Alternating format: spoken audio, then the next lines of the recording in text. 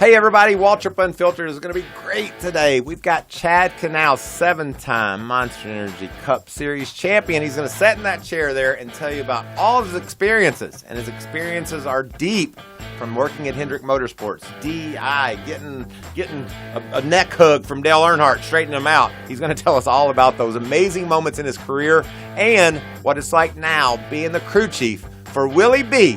William Byron. William Byron went to high school with my daughter, so I'm feeling a little bit old right now. But Chad Knaus is going to wake it all up. We're going to have a lot of fun. Thanks for tuning in, and I can't wait for you to listen to Chad.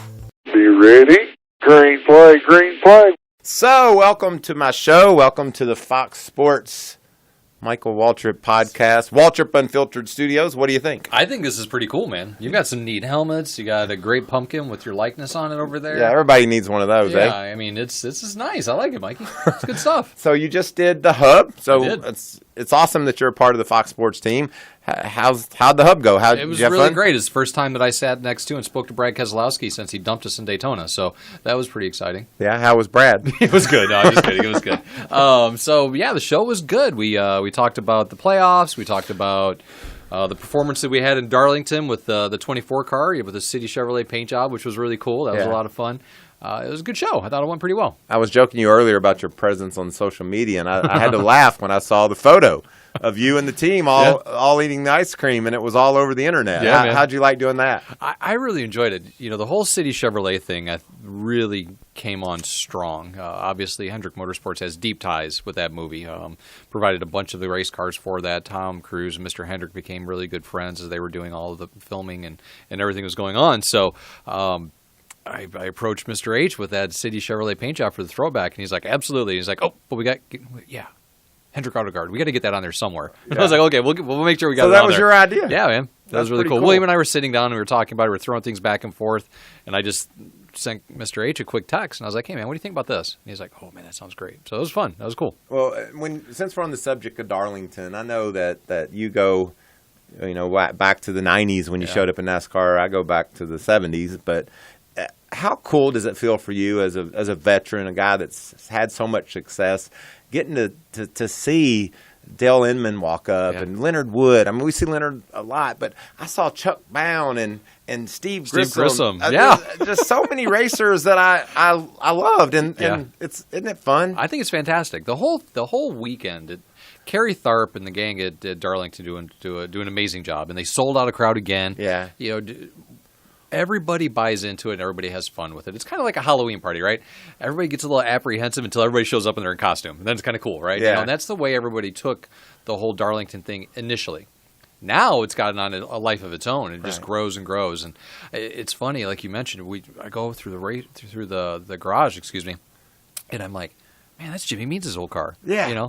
And is that Chuck Bound's car? Who's that? And like you're just going back and forth. You're like, oh, I remember racing that against that guy.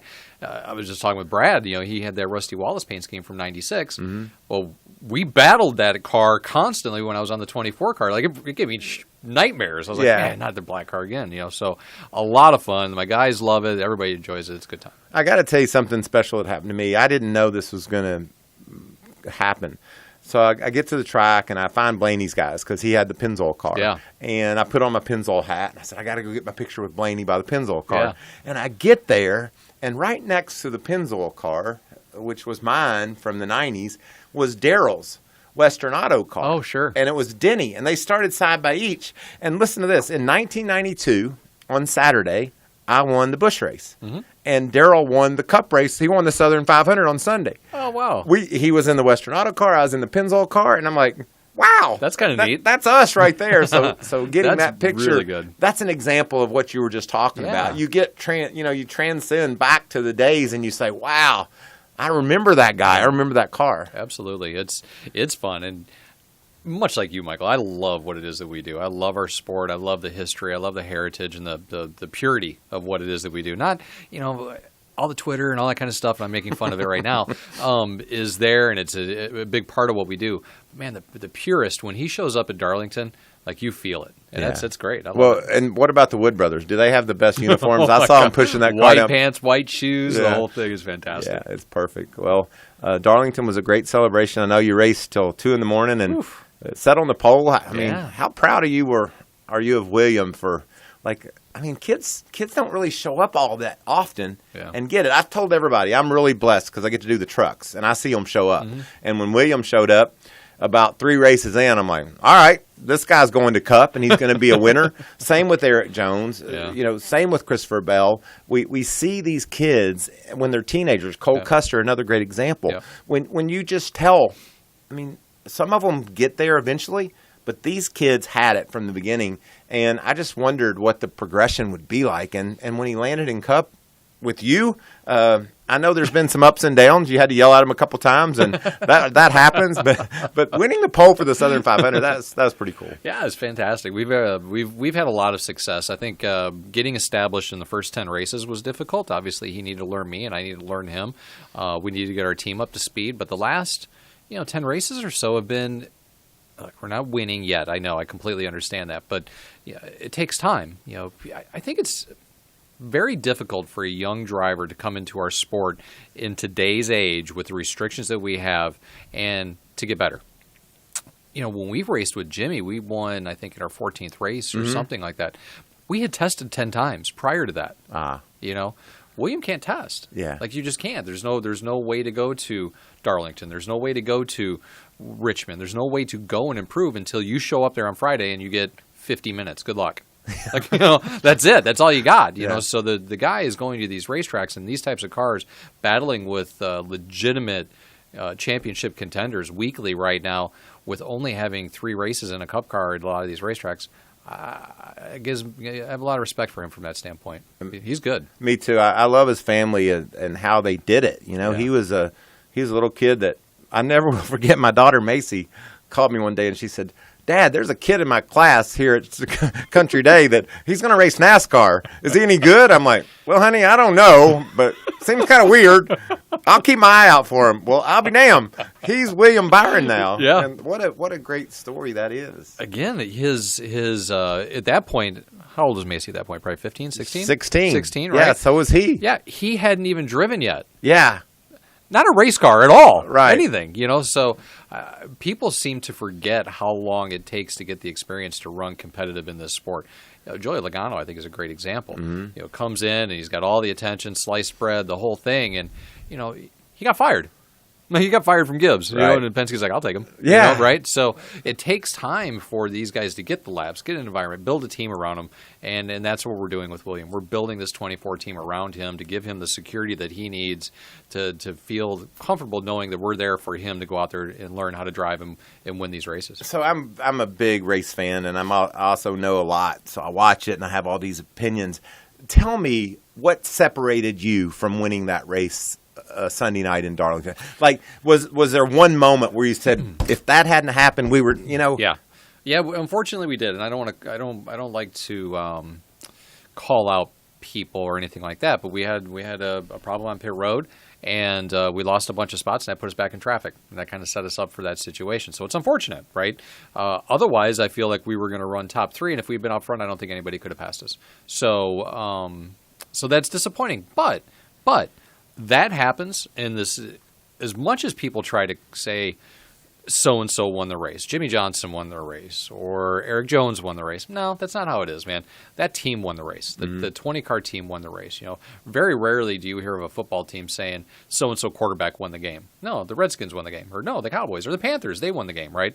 They don't necessarily say Cam Newton won the game or what have you. They were a part of it. Right. And I feel that's the way that we build our teams at HMS. It's not just the driver, because if you put all the focal point on the driver, one, it's too much pressure for one guy to handle, and then it mutes the value of what everybody else does. So we're building this team to grow together, and our pit crew is getting better, and our road crew is getting better, and our engineering staff is getting better, as is William. And the team is getting better. Strong. We've certainly seen that. Now, let me answer a question for people that don't know. You say we got back in traffic. It ruined our night. Yeah. Kyle Busch started last. Yep. And he was up there contending Sure, for the win. great. How do those differ? Look, let's just be frank. Kyle's Kyle.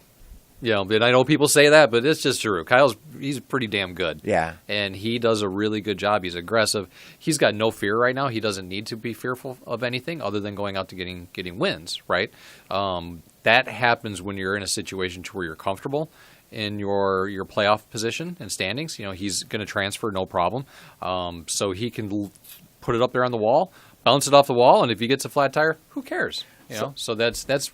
But he and his team have done a good job of giving him cars that are just a tick above. Just a tick above everybody else, and then you put that ingredient of Kyle in there, and it's pretty awesome. So I got all this list of questions, and it starts back in Rockford, Illinois, but I got that all screwed up. But let me just ask you one thing real fast. Explain to me why the Gibbs cars qualify kind of crappy, and they start out okay, and they're dominant at the end. Yeah. Is that something that your engineering staff, I mean, am I just that guy that wonders that, or do y'all wonder it as well? No, we wonder too. So, no, they do. You're exactly right. William and I spoke about it today, actually, at length, and they do, at these tracks, they put a lot of downforce in their car. The Fords typically trim their cars out a little bit more. We usually float kind of a little in the middle there somewhere, and we kind of race kind of in the middle there somewhere. If it's a track where it's really fast, you'll see those Fords up front, and maybe the Toyotas can't quite get there sometimes. If it's a track where you need a lot of downforce, you'll see the Toyotas up there, and the Fords might be back just a little bit. Yeah. And we kind of float right there in that middle range. Wow. And just haven't quite gotten the whole package figured out yet. You know what's great about that? I talked to a Ford guy or two, and they said if it rains, it'll help us. We need the downforce. Yeah. We need it to be cooler. And I guess it's common knowledge, like where the cars land or where they lie. How do you change that as you race into the playoffs? It's really difficult because it's kind of built inherently into your race car. Yeah. The Toyota is structured to be as such, and the Ford is structured to be as it is, and the Chevrolet is what it is.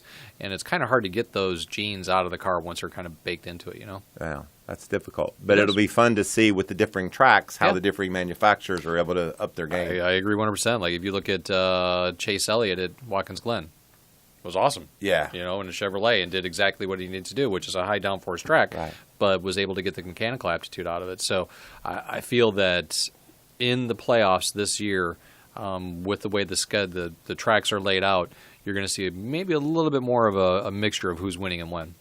Well, I really want to tap into the 90s, the 80s, your dad winning championships at Rockford. If you'll humor me on that. Absolutely. But before we go down that road, CJ is our social media guy here at Fox Sports.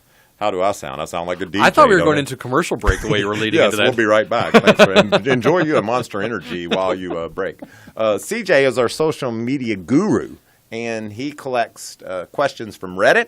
Yep. I know you're familiar with Reddit. Oh, I do it all the time. Yeah, and I know your Twitter. I mean, I know you got a burner account somewhere. So I don't. I really don't. I set one up when I was a little buzzed one night, and I never remembered the password to get back into it. Well, I'm good with that. That's cool. But CJ's got some questions, and we'd love for you to answer a couple. And please, we talked, CJ, how chronologically I was going to interview Chad. I've screwed that all up. Like, I haven't got on this at all. Can I throw this out real quick? Is this time sensitive? Is this real time we're talking about this? Because Michael asked me to be on the show, and he's like, I'm going to send you the questions. Yeah. He sent them to me in the middle of Hub, thinking that I'm going to have a time to look at the questions. Well, there's commercial breaks, man.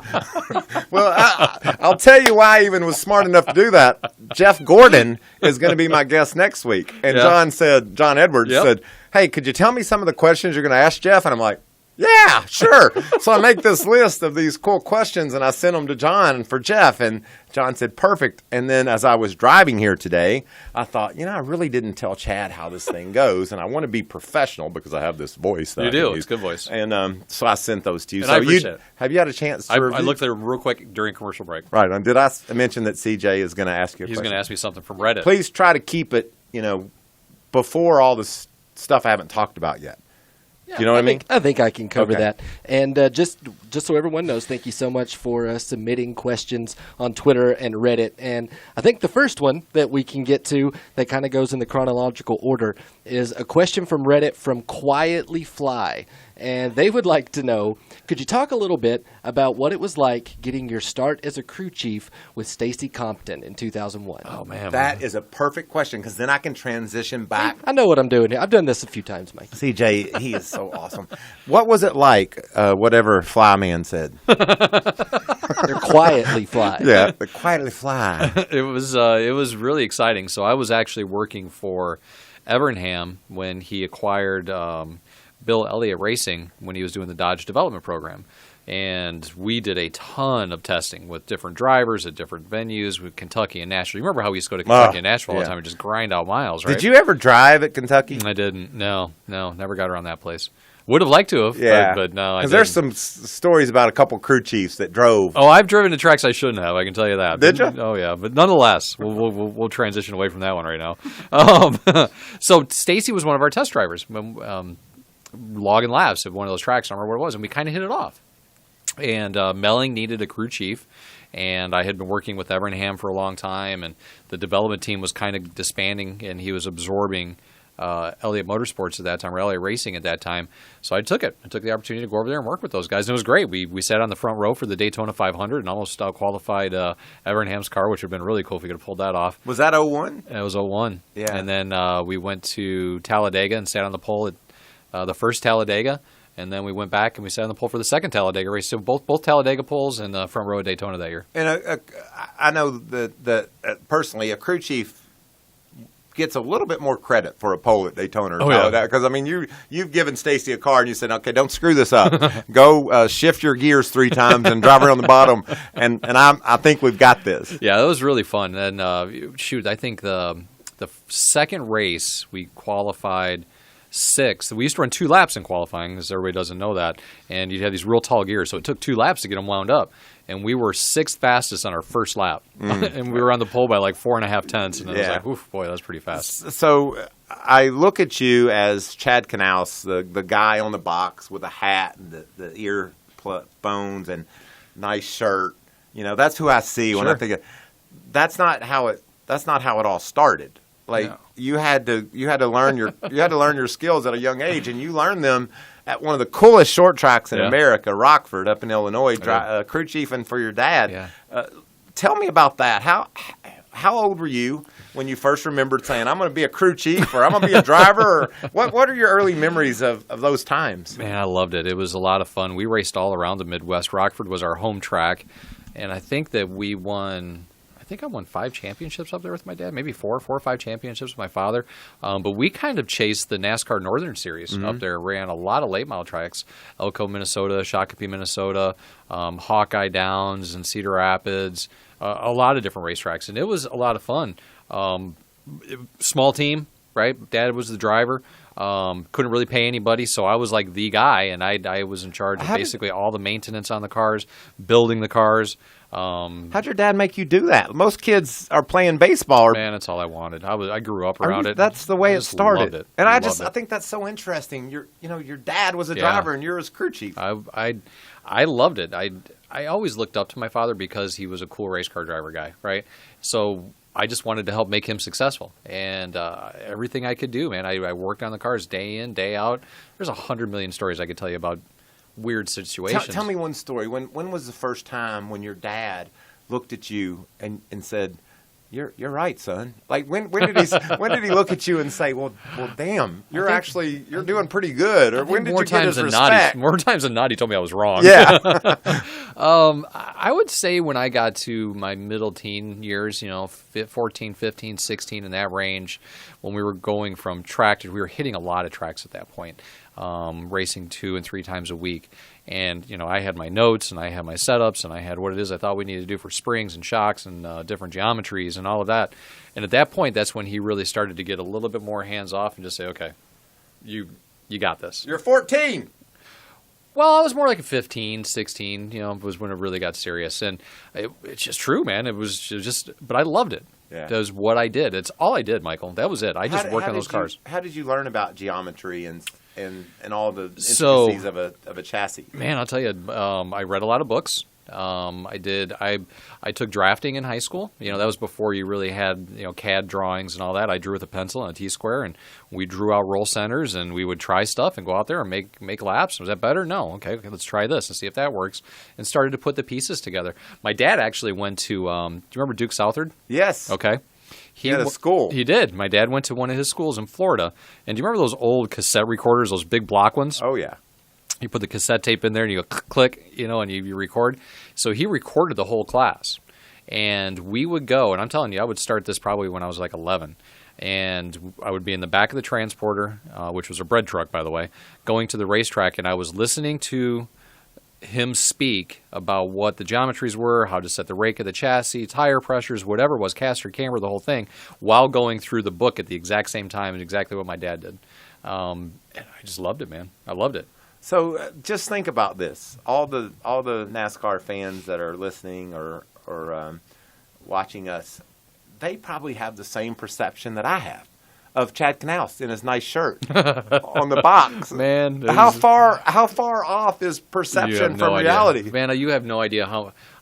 I slept on friends' sofas. Do you remember Butch Hilton, crew chief? Okay, I slept on his sofa. When we were working for Stanley Smith. I number 49. Yeah, exactly. I slept in the 15-passenger van owned by Hendrick Motorsports when I didn't have an apartment. I still had my first paycheck when I worked for Stanley Smith, $287 for 2 weeks. I mean, that's pretty good money back then. So, I mean, we ground it out for a long, long time, and then even when I got to HMS in '93. I mean, it wasn't all roses at that point. It was a lot of hard work, and I've been so fortunate. I've had so many good people help me along the way. I'm going to get back to my list, but I had a guest here a couple weeks ago, Steve Letarte. Oh, gosh. And I want to know, with your story and your background, what was it like? What do you remember about him showing up? Man, I can remember that kid showed up. That's crazy, right? Driving like a little silver Toyota Corolla, I think, and, glasses and just string being tall. And, squeaky voice, and we got him running parts. And he was just as snarky, smart ass then as he is now, So he hasn't changed a whole lot from that standpoint, but a good kid. I watched him grow up. He's a talker. He'll talk, and he talked then, and he's just a really good dude. I think he's great for our sport and what he does with NBC. When did you first say, he's talks a lot and he's got a lot of shit going on? Well, he's actually pretty good at what when did you start to see that in him? I didn't. Oh, yeah. I'm still waiting for it to show up. Okay, well, maybe it hasn't happened. Yeah, he's a late bloomer. No. When I got back, when I left Hendrick Motorsports in 1997, that's when Steve was really just starting to get a little bit older and doing things at the track. So he had that period there from 98 to 2002 to kind of get to the track and get his footing. And when I got back and he was car chief for Robbie Loomis, I was like, man, he's doing a really good job. Yeah. I'm pretty surprised. So it was a natural progression to put him in that seat when Robbie left, and I thought it was a great fit. It's a great story. Yeah, I love hearing him tell. But I'll tell you this, if you think he's a talker, you ought to golf with him. Because here's what happens. First tee, you get in the car, and I'm driving. And I saw where his ball went, and I know where mine went. He's like, go down there and get my ball. Mine's over there, yours over that way. I'm like, all right, it's the first hole. I don't need this help. Like, I can find your ball, and I can find my ball. You're going to have to calm down a little bit. His Letarte's office and my office were right next to one another. And when Robbie Loomis was in that office, who was, the King's old crew chief, and then crew chief for Jeff and won a championship, it was quiet. I had my office and I could do my notes and look at my data and do all that kind of stuff and get things done. Boom, you put Letarte in there. All it was talk.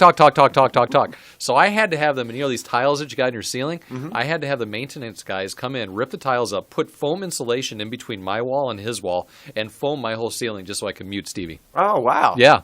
And so whoever got your office, or whenever he left, they got a good office. Yeah, it's nice and quiet. Yeah. Soundproof. All right, so you're at Stacy Compton's. Yep. And then you worked at DEI also. I know that's when I left HMS in '97. Went to DEI that year. What? Tell me about that, because Dale was just starting to build that team, and Steve was your driver. He was Steve Park, and Dale he got hurt, and Daryl came to drive. And then your brother came. Save us all. Tell me about all that. It was, that was tough. So, obviously, we used to call that the Garage Mahal, when he was building that thing. It was far sight bigger and better than anything that had really come to the sport yet. And was a lot of fun watching that building show up and grow up, working with Felipe Lopez and Steve Park and all the guys on that team. Ty Norris was on there. It was a lot of hard work. It wasn't real gravy. It wasn't easy by any means. I mean, we were working on race cars as they were building that big shop in the deer head shop that Dale had up there. We had all his deer heads up on the wall. You know that spot. Yeah. And what was most fun that thing went south, right? But what was most fun for me was when Dale would show up. Yeah. And we'd be in there grinding it out 8:30, 9 o'clock Saturdays during the off season, right? And he's like, "You guys are just crazy." And one of my favorite stories about Dale was he came in with two buckets, of Kentucky Fried Chicken, or chicken wings, little drumsticks, and he had 2 bottles of Tabasco. And he just took the bottles of Tabasco, took the lids off, and just went like that. And he put the lid back on, and he just shakes them up like that. And he's like, "Come on, boys, let's have some wings," Yeah. And that one always sticks with me for whatever reason. I was just like, man, this dude's just a real guy. Yeah. So it's super cool. I But brought my family over there one day, my sister and brother-in-law and her kids, and he was going to give us a tour. And you know Dale as well as I do. It's like, here's we're going to build the engines over here's our chassis going on. We got the chickens out there, and all right. Well, I hope y'all enjoy it. I'm done with you people. That's what he said to my family. I'm done with you people. I got something else to do. And they're like, all right, thank you, sir. we transitioned from the deerhead shop down to where he had his chicken farm. And I don't know how many people have ever actually been to a chicken farm, but they stink. Yes. And they draw a lot of flies. Right. And so we're working on the number 1 Pennzoil car in a garage right next to a chicken farm. It was just putrid smelling. It was awful. But we had a lot of good stuff going on right there. I remember Tony Erie Jr. or Sr. wanted to kill me one time down there because I welded on a surface plate. He really wanted to just go ahead and finish me right then and there. So a lot of fun stuff happened when I was over there at DEI. Some good friendships that are still here today. Yeah. And a lot of hard work, which once again I think showed going there, I think, and struggling a little bit after being with the 24 car and really whipping a lot of butt. And having everything you needed already. Yeah, really humbled me a little Right. bit and got me prepared for when I went to work with Evernham and helped him start up that Dodge deal. And I know but I'm releasing next week, premiering a documentary about my story of showing up and racing for Dale. And when I got there, I was Dale's buddy. We went fishing and rode around that farm and shot guns and drank beer and did everything you'd want to do with your buddy. And by the time that I went to drive there in 2001, they had gotten their legs under them. Yeah. Dale Jr. had won as a rookie, and the cars were good. And what I love, what Dale Jr. said in the documentary, because I know this is going to surprise you, but 18 years later, after everything that happened in 2001, I'd really never sat down and talked to Dale Jr. about any of that stuff because it hurt, and we just tried to stay away from it. Yeah. And he says in the documentary, he's like, and I know a lot of people wondered this. He says, we were building the best team in NASCAR. We're going to have the greatest team in NASCAR. And Dad hires Michael? He said, I didn't understand that at first. And he said, but, Dale says, but, Dad had raced with Michael. He'd seen him on the track. And he knew that he could win. Yeah. And, I went and did Dale Jr.'s download, and just getting to talk like we are, it just meant the world to me to be able to share stories with buddies, Yeah. Well, I think you bring up some really neat things when you sit down and you talk to people, Michael, because we don't do enough of that in life in general. Everything's animated, everything's on the phone, everything's, in short spurts. And face-to-face conversations and having a dialogue about painful life experiences or joyous life experiences, I think it's stuff that you have to do. You have to be able to reflect. And that's how you either you embrace things better, or you can kind of release the demons. And, sitting there with Dale Jr., I can only imagine the emotions that ran through you, because he'd won a race, and he was a Cup guy, but he was still a kid. Yes. He was still I shouldn't say kid, he was a young man, but he wasn't as mature as what he is now, of course. So, I applaud you for doing that. That's a painful experience, man. And that movie, I just watched the trailer. Can I talk about the movie yet? Yeah. Okay. Yeah. So I just watched the trailer, man, and I told Ford to turn it off because I didn't want to ruin it, man. It looks fantastic, and man, I'm gonna have the emotions are gonna fly for me too. Yeah. Dale was such a great dude. You made me remember one story. When he was trying to get me to leave Hendrick Motorsports to come to DEI. First of all, how cool was that? Oh, Dale Earnhardt wanted you to come over. Yeah. Hey, I'm going to come pick you up in my truck. He picked me up at my townhouse. We drove up to the farm. Mm-hmm. And I know you know this spot. We drove back in there, and we get to this pond. And he walks out on the deck of this pond, and he's got his cowboy boots on and his blue jeans, and he starts jumping up and down on the pond, on this dock. And you would have thought the water was boiling. Well, Yes. damn catfish come up, and they're looking for food, and he scoops his little scooper in this big 55-gallon drum and throws his dog food out there. You'd have thought they were piranhas. Yes. I mean, just the coolest thing, you know. So I remember that. He had you right, like you were in right I was then. like, this dude's got it all. He controls the fish, man. I mean, you can control fish. You're a pretty cool cat. We would get in his truck and go right around. He'd say, "I'm gonna build a fence right there, about 10-foot fence. We're gonna put the deer in here. We're gonna build a pond right here, and catfish. Now, look at the balls on that deer." You know, it just was constant information overload. I remember I pulled into work one morning, and I used to get to work early. It was 6 o'clock in the morning, probably well before anybody else got there. And we were one of the first teams to have an electronic code on the gate. I punch the code in, opens up, and I roll through, and I look to the left, and there's Dale sitting there on a Clydesdale. And I'm like, what in the world? It's 6 o'clock in the morning. Are you on this big old horse for? And he just got it from Anheuser-Busch or something like that. And he was sitting there, and he greeted everybody coming in the gate because he wanted everybody to see that I got a Clydesdale. Wow. It was the funniest thing. Now, just think how cool if we had had camera phones back then. Right? Could have took a picture of Dale on his. Hey, buddy, good to see you Can I up get a there. selfie with that? So, leaving there and moving on, what was that like? That was tough. I just didn't fit in that environment. I was from the Midwest. I'd worked with Evernham. It was from Jersey. We're a bunch of jerks. Like Midwest people. We use the F word a lot, and Right. we're real fast moving. And it was just a different environment at DEI that I just wasn't comfortable, and it wasn't comfortable for those guys. So we had to make a change, and I left for those reasons and those reasons only. That it was just not the right fit. And in order to be successful, just like what we spoke about, Michael, you have to have a legit team that 100% buys into each other, and we just didn't quite get that. And so it was amicable. We were like, okay, man, it's over. It's not working. Right. So I left. And then the 2002 season, what was the off season like? How did they? Jimmie Johnson was an average bush racer. Yeah. I was actually a pretty good bush racer, by the way. He was an average bush racer at best. How did this all happen? I tell you, it's kind of interesting. So we were in Homestead, and so we knew that Jimmie was driving that car, and things were happening. And do you remember Jay Guy, the old crew chief? So he was a good buddy of mine, and we're sitting on pit road. He was in Xfinity at that point. Was he with MB2 at some He was, but he was on some Xfinity team at this point, and I was with Stacy Compton still in 2001.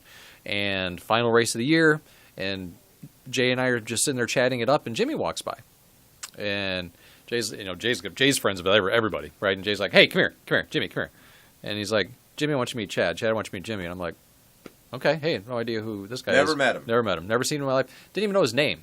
Right. November. Right. No, we're talking November of that's 2001. Trying to get my arms around. Yeah, and Jay says, "Jimmie, this is the guy you need to be your crew chief right here."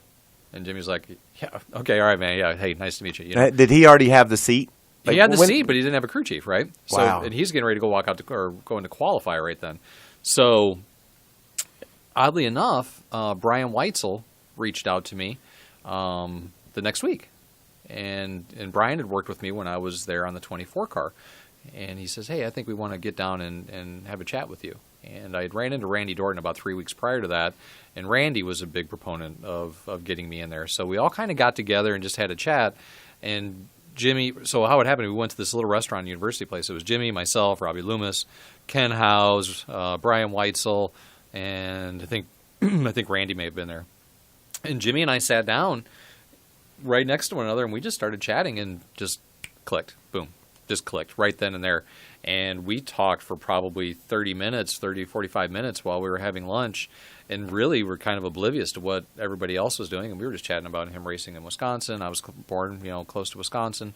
I'm a big motorcycle guy. He raced motorcycles. So we just had this common thread. And then the next day, we were leaving. I was like, "Hey, man, what are you doing tomorrow?"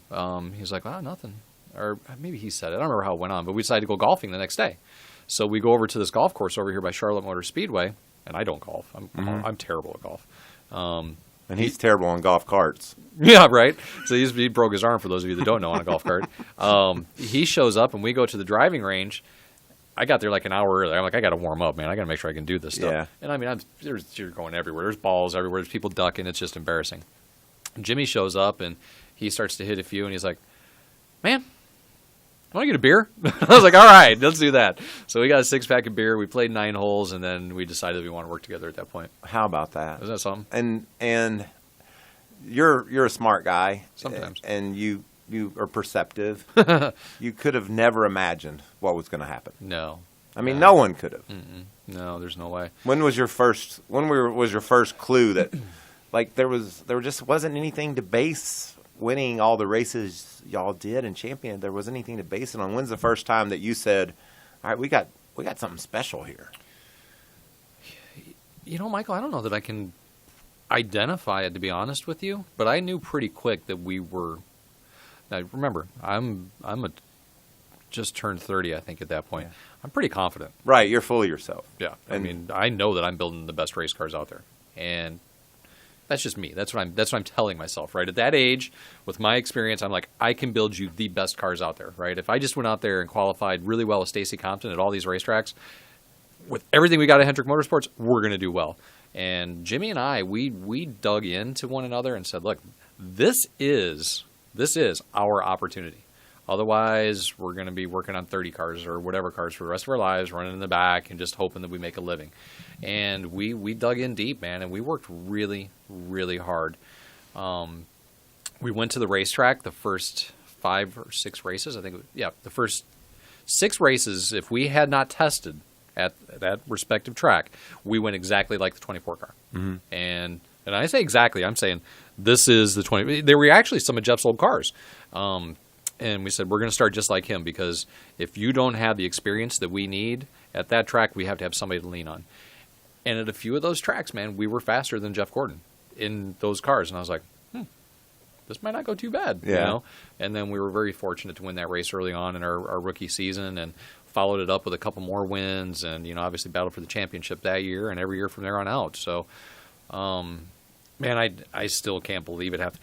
I don't even remember it half the time until I see Jimmie. And then those emotions show back up.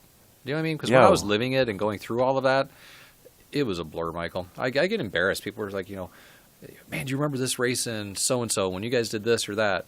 No, I really don't. And I never took an opportunity to really cherish the good things that we did for our sport. So that hurts me a little bit. But when I see Jimmie, like this weekend, he showed up and he was shaved, right? I'm like, dude, I remember, like, X things, so it's just kind of fun. Phil Parsons went up to Jimmie at Darlington and said, you look just like you did in 2002. Right. When you showed up, it was pretty crazy. Yeah. But it's got to make you just want to, like, hug him and say, oh, we do. Pretty cool. Man, I love him. My son Kipling, he turned 1 last week. We had a party for him, and Jimmie and Shani and Evie and Lydia came. And, they're just obsessed with Kipling and want to hold him and all that. And he, loves up on him and gives him hugs. And it's great. I walked down pit road with Jimmie and Lydia in Darlington, and I was holding Lydia's hand as we're walking down. So we had our turmoil. We had our problems. We just timed out. But I love that guy like a brother, and I always will. Yeah, I love him, too, because you won't find a more humble, gracious champion. Yeah, he's great. Just a good guy. Yeah. You named your kid Kipling Wolfgang? Kipling Wolfgang. Very good. You did some homework on that one. I'm into this podcast. I really think this might be my calling. I don't know. How did you come up with Kipling Wolfgang? Well, so long story. We had a couple of names picked out. Wolfgang was always on the list. He was almost named Wolfgang. Yeah. I really like that name. And it's such a polarizing name. People are like, no, don't do it. Or people are like, man, that's really cool, So we decided against it, but we wanted to try to get it into the mix. So maybe like our grandkids or somebody like that can use it because I like it so much. But Kipling came about because of the poem by Rudyard Kipling, If, I-F. And I encourage all of you, whoever's listening, watching, to go read this poem. It's one of the most amazing poems out there, and it really embodies, in my mind, what it takes to be a man. And we were in the room that night, and the first couple names that we had picked just ended up not working. And you know how that is when you're just giving birth and you're a little delirious. You're like, no, that won't work anymore, right? So we liked the alliteration with Kipling Knaus or Kip Knaus. Kind of goes well together. And so Kipling is what it was. So he wrote the poem If. He's got another little poem of the strength of the wolf is the pack, and the strength of the pack is the wolf. So it really fits the Wolfgang thing. So there's a lot of things that just kind of work together, and that's how we got it. We were a pack. I was a pack of one, and now I feel like I'm a pack of three. It's just not me. Yeah. I'm a part of the pack. You're part of a team. Yes, I am. You like that? It's awesome. Let's pause and have Take a another station identification for 20 seconds. Please, we'll be right back. We're gonna shed a tear here or two, and then get another question from Reddit or Twitter. So the next question we have from Reddit is from Chad, and Chad would like to know, how redeeming was it for you to be on the box for Jimmie's 2013 Daytona 500 after missing the first one in 2006? Ooh, that's a great question because you got suspended for some window thingamajig. I know there's a story behind that you can probably share better than I can, but I remember how important the Daytona 500 was to me, and thinking for those years, like, Chad's got to be pissed. He didn't win that race. I'm going to tell you, Michael, and because you built the car. And I did, and it was a little different back then, Michael. You remember if you got suspended as a crew chief, you weren't allowed around, and now they're in the motor homes and the manufacturers' trailers or whatever. They're around because NASCAR realized they couldn't keep the crew chiefs from being involved. So I basically worked with Greg Ives and Darian Grubb, and we set up the car via chat online, listened to the radio on what Jimmie had going on, and watched it on TV. And it was watching that race unfold and help guide those guys through that was probably one of my happiest moments. Rewarding. Yep.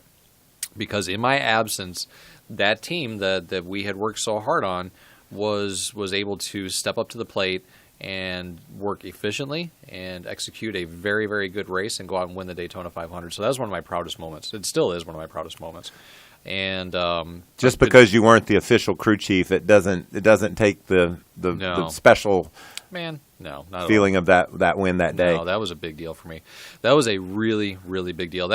Because Michael, you know me, and especially back then, I was very, very regimented. Very regimented. And I was very specific about everybody's duties and how they carried them out. And people didn't like that. Some people just went away and couldn't work in that environment. Some people flourish in that environment. And we had a group of people that really flourished in that environment. And when you pulled me away from that and they continued to execute the way they needed to, I was just like, This is what I dreamed of. This is exactly what's supposed to happen. Yeah. The strength of this team will not be diminished by the loss of one person. And that's exactly how we set it up, and it worked flawlessly. It's just shocking that it came from the very tip top of it. Nobody really expected me to be gone. But we went back in 13 and won. That was really pretty cool. That was a lot of fun. We had a great time. We did the Harlem Shake afterwards, which was a pretty cool little thing out there in the front football field area. Yeah, was really great. So that was a fun one. The 2013 500 had to remind you a lot of 06. I mean, so you said that's one of your special memories, and winning again shine light on that as well. It was great. We were able to. I'm trying to remember the whole race and how it all unfolded. I remember we had a very, very good handling car. Mm-hmm. And back then, you really had to handle a Daytona. Remember the bumps and all that was going on? And we were, I don't remember the details, Michael. And again, this is where I get embarrassed that I don't really remember a lot of those things. When you get old, you can sit at home and watch DVDs of them. So here's what I've done. This is an interesting thing that I haven't told a lot of people. I've taken, and we get a lot of video clips and magazines and letters from fans and memorabilia and things, and they kind of collect in your office, right? I'm sure you have the same issue. So what I do at the end of every year is I take everything out of my office and I put it in a box and I label it for the year. So when I'm done doing all this, I'm going to go through each one of these boxes, and they're big, man. They can be like this big, just full of all that stuff, and I'm going to review all of it. And I'll relive a lot of these moments. Or live them for the first time. And share them with Kipling. Absolutely. Yeah. And I want to tell you, I want to get another question from Reddit over here. And also, if you're listening at home or watching, and if you're not, you wouldn't be hearing me anyway, so that's kind of dumb to say. But CJ is going to take his favorite question from Twitter next week and give you a Panini set of Fox Sports personalities trading cards. So you can have me at your home. So be sure to ask Mikey. It's called a hashtag, Chad. I know you don't know what that means. Oh, you're close. Yeah. So hashtag Ask Mikey when you when you ask your question, and you might be the proud recipient of a Panini trading card that could include me, could include Jeff Gordon, possibly Darrell Waltrip, maybe even Larry McReynolds. Can I go back in time? Yes. Real quick. And I know I'm messing up CJ here a little bit. No, he's all right. But let's go back to Rockford, Illinois. And I raced there, you know. I do. And you drove my father's race car. Did I really? Yes. I did not remember that. Yes. You drove. So my dad's. I did. I remember I did good there. You did do well. Yeah. You did do well. My dad, I think you won or finished close to it. And then, so they had the stars come in, you and Dale and Darrell. Right. And maybe Bobby? Probably Rick Wilson did them a lot. Brett Bodine did them a lot. Yep. Bobby Allison would come with us. I think Probably it was Bobby Allison was was with. Bobby. Rockford was sort of a big deal. Yeah, like it it was a wasn't big like deal. your regular short track. Right. So No, we brought all the big, Yeah, heavy it was a big hitters deal. there. And what they did is they had to put you pros in cars that would fit you. Right. Right. And my dad's like 6'2.5", so he's clearly the tallest guy there. So you drove our car and did really well. And I think my dad ended up going out there and winning, and we won the overall. So that was the first time I ever met you. That was that 91. You think? It would have been maybe. I remember it being 91, and It I would don't have know been why. in that range. Yeah. Yeah. Right in that range. Yeah. I would love to. I need to call Rockford and get a picture from that night. Wouldn't that be cool? I don't have any of those pictures from those days. God, I don't either, man. And it was so cool. I'll tell you a quick story. Sorry, CJ. We went to Slinger one night, and so I get in this car, and I literally, my knees are above my head. It's so bad. And I get out of it, and I say, I don't know. I don't think I can drive that one. I got to go find another one. So they take me around. So Rick Wilson's about 5'4" or 10. He gets in that car and can't fit in, and he gets out. So I get back in it, and it's the one I decided I had to race because it was the best I could do. And I come pulling up. He goes, "What are you doing in there? I didn't fit in there." So just those stories of hanging out with Dale and Darrell and Rick. That was and awesome, man. Bobby Allison. Davey would go as well. Davey was there, I think. Yes. Yep. So, Anyhow, sorry, I had to go back in time there a little bit. okay, CJ, it's your turn. All right. So this question is from Peter, and it's NFL on Fox season, so I liked it. Were you and Jimmy the Bill Belichick and Tom Brady of NASCAR? I like it. That You've heard that before. That parallel's been out there a lot. So what do you think? Yeah, I guess if you're going to say from what we accomplished and what we did, probably. I've never met Bill Belichick. I would love to. Major respect for that guy. My wife's calling me. You want to answer it? No, that's all right. Hi, honey. Maybe she's just telling you. She usually FaceTimes me, so we're lucky there. But I would love to meet him and get his deal. I read his book, or I don't know how many books he's on, but a book of his. Mm-hmm. I like his style. I like his hard-nosed approach, and obviously his record speaks for itself. So I think it's an honor for me to be put in the same light as a guy like that. And I think, for Jimmy to be putting that same thing as Tom Brady is pretty spectacular. Well, I can't see how you can't make that comparison. Dale Inman, Richard Petty, Yeah. The things that Dale Earnhardt accomplished, but you really don't exactly put one guy with him. He had a lot of different crew chiefs, so the comparison, I think, is more relevant when it comes to you and Jimmy. It was awesome. Yeah. Yeah, so maybe a little bit. Sure. Love How's that. Is that good? I like the affirmative answer on that. Most people be like, "No, I don't know. Like they're so great." I like the affirmative. Yeah, and in answer that on period, that. man, we were, they were winning and we were winning, and if you look at our industry, but I don't know what it takes to be a football coach, and Jimmy sure as hell doesn't know what it takes to be a quarterback, so I don't know what they. Perfect. I like that. That's a great answer, and I'm going to go with we're going to get you to the NFL on Fox. Will get you to a game. You can meet Bill. That would be great. I would love that. Yeah, that would be really fun. What else you got over there? I know some people at Fox. Yeah, you work here. Like what? That's on my list too. Let me go ahead and knock that one out. Crew chief forever or TV guy? Oh man, I've been getting that asked a lot. Are people trying to get rid of me? Man, am I not original? I'm trying to do my best job over here. No, I didn't mean you personally, but I really enjoy doing TV. It's me too. Fun because it keeps me in it, but it takes me away. Right? Does that make sense? I really love, like I mentioned before, I love what I do. I love our sport. I love everything about it, the personalities, the activity, the action, the competitiveness of it. But when I'm able to kind of just pull myself away a little bit and go and talk about it is really kind of fun. I don't have to be so serious all the time, which is good. I like that. Yeah. You know, like I just did TV with Brad Keselowski. If we were at the racetrack, I would never talk. Right. To him, right. You know, so that's kind of cool. Yeah. And what about our producer Ford Martin over there? You got any stories on him? Wasn't he your spotter at a race? Ford actually spotted for us at Indianapolis for the Brickyard 400. Am I correct with that? It was, and the Roval last season. Oh, and the Roval. That's right. I forgot it about was. that. I asked him. He skipped school to come spot for us. I did, yeah. It was I asked him if he was the one that fucked that up. I made sure I said nothing on the last lap. It was all Earl.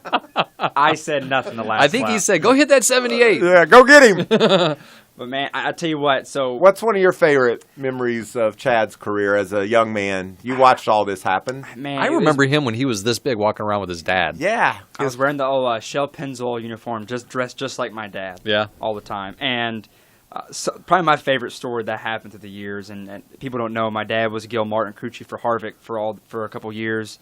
And one of the stories was, so my dad could never beat you on the track. He could never beat you guys. And they were always trying to find out some way to get an edge. Yeah.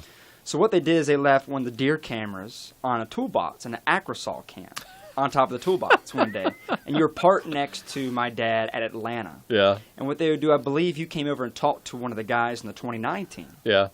And, every time there's movement on one of those cameras, it takes a picture and a screen grab. And a picture where you, were looking at the camera and you had your head tilted a little bit. Why do these guys have a camera?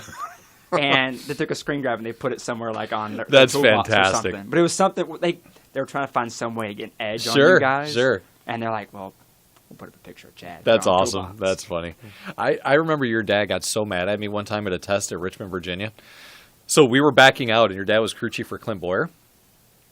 And he's kind of coming. You know how it's kind of tight on that one side of the garage by the racetrack?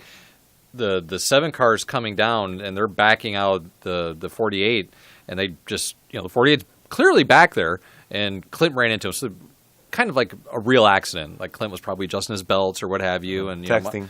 Maybe. And my guy was, maybe not seeing exactly. So we crashed a little bit. I'm like, you guys can't even back out of the damn garage? What is the problem? So Clint backs up, does a burnout, goes into the garage. So I go down there to be like, hey, guys, sorry, that sucks, right? And your dad was such a jerk. It was he was. And he wouldn't even hardly talk to me. I was like, hey, man, I'm really sorry, that sucks, just say I'm sorry. Yeah, he was not nice. He was not nice. No, he's super nice to me now when I see him. He's great. But now you know why you kept beating him. Well, now he was pissed about it. Yeah, my picture hung up somewhere. It was probably my favorite memory was he told me about it because of course I was I still had braces. My teeth look like a train wreck still. So just growing up and I would always talk about all the time. Man, we gotta find a way to beat that 48. We gotta find a way to beat that 48. Yeah. And it was something that was a pretty funny moment. How about this kid though? He's growing up in the sport, and when he was spotting for us, I was like, I think he's got a future in spotting. And yes. Now he's in there directing you. Right. I'm retired now. No more spotting at all. No more anymore. I'm all retired. And plus Earl's tried to get me a couple times to be on the 48 or whatever, but I'm retired. He's a reporter too on MRN. He does the pit. I'm in the turns, do play-by-play. Be in Vegas here in a couple weeks, the truck series. Wow. Yeah. And you guys are big time right. in here, man. And I got CJ. CJ just does it all. Social media every guru. time I see CJ, he's doing this. Yeah, we've got a lot going on. Right? Isn't that you? Hashtag Hot Pass, baby. That's our live stream Yeah, show. you see him walking around the garage. Right? Yeah. Couple of the greatest of all time are Dale Earnhardt and Jeff Gordon. Yeah. And you competed against them both. What are your memories of those guys? Man, I can tell you when we started with the 24 car racing against Dale Sr., it was tough. It was hard, and he was mentally tough too, He right? was. He wanted to take y'all down. And the thing that I thought was really interesting is Jeff, and he was young, but so confident that he would be okay getting into the cage with Dale. And when you get in the cage with Dale, you're not just racing against Dale. You have an emotional, psychological game that you're doing that stems way before and way after you get out of the race car. Dale would come up to you, Put his arm around you. put your arm around you, you're leaving the driver's meeting and kind of pull you down in. I had it happen. Jeff had it happen. We all did at different times, and that's how he kind of got his message to you. And Jeff was able to, stand tall and, get those talkings to and come out on the top side. I thought it was great. And look, man, racing against the 24 car, I always wanted to be crew chief on the 24 car. Always. Like, when I went to Hendrick Motorsports, I want to be crew chief for Jeff Gordon. I want to be crew chief on this 24 car. And my first real break being a crew chief was on the 48 that Jeff Gordon owned, right? So I missed that opportunity. And now I'm crew chief on the 24 and just retired, so I missed it once again. But being able to race against Jeff Gordon with Jimmie Johnson was just phenomenal. I mean, we had one year, Michael, that we won 18 of 36 races in the 48 and 24 shop. Like, that's just fantastic. And some of the races that we had, like at Martinsville, for instance, where Jeff is just beating the back bumper off of our car and we go on to win the race. And then I remember the one at Texas where Jeff comes on the radio and said, he's mad. 4 times little man or whatever. Remember that? We did, man, and that's all part of competition, right? Jeff owned the car, Jimmie was getting his his legs, man, and was doing his deal, so it was pretty fun. That's awesome. Good stuff. Great memories. Yeah, man. Well, man, I really appreciate you coming. You talked earlier about, taking a minute to step back and see what's going on around you. This podcast has given me that opportunity, and this is another great example of it. I really enjoyed our time together and telling stories and laughing. Yeah, man, that's good stuff, Michael. We've had a lot of time together throughout the years in different scenarios, and I mean, we talk about the family stuff. I've watched you raise Macy, who's an amazing little girl. Transition from driver to owner and all of that stuff, and you're a big staple in our sport. You've done a good job. Well, I've had a great time, and I really appreciate what you said about the documentary. It's my life.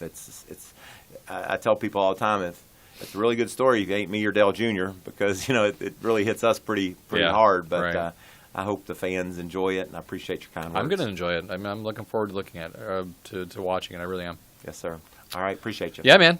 Well, thanks so much for listening. What a fun time that was. I love getting to sit down with some of the stars of NASCAR and listen to their stories. Listen to Chad Knaus tell us about Dale Earnhardt grabbing them around the neck when they leave the driver's meeting to straighten them out a bit. Those are so much fun for me to hear. And to listen to the stories about him working with Jeff Gordon, racing against Jeff Gordon, and, of course, all the success that he and Jimmie Johnson shared together. 7 championships. And now he's a crew chief for William Byron. He's my favorite driver because he went to high school with my daughter, so that's special to me. So listen to this. What I want you to do is you can hashtag me. I didn't know Chad even knew that, but he did. You can hashtag Ask Mikey and send your questions to Twitter, Reddit, wherever you want to send them. And if we pick one of your questions and it's our favorite, our social media guru, CJ, is going to send you a set of the Panini trading cards. Fox Sports has their own trading cards. You might get this, or you might get Larry Mack or Darrell Waltrip or Jeff Gordon. You never know. So be sure to ask Mikey, send us your questions, and listen to the show next week. So much fun. And also, don't forget, September 12th, Blink of an Eye comes out. The documentary about my 2001 Daytona 500 win and what all happened after that. You can go to blinkofaneyefilm.com and search your zip code. Type in your zip code, and it'll tell you where a theater is near you playing the documentary. So appreciate you. Thanks so much for listening. I can't wait for next week. These Waltrip Unfilters are really making me happy getting to meet the stars of NASCAR.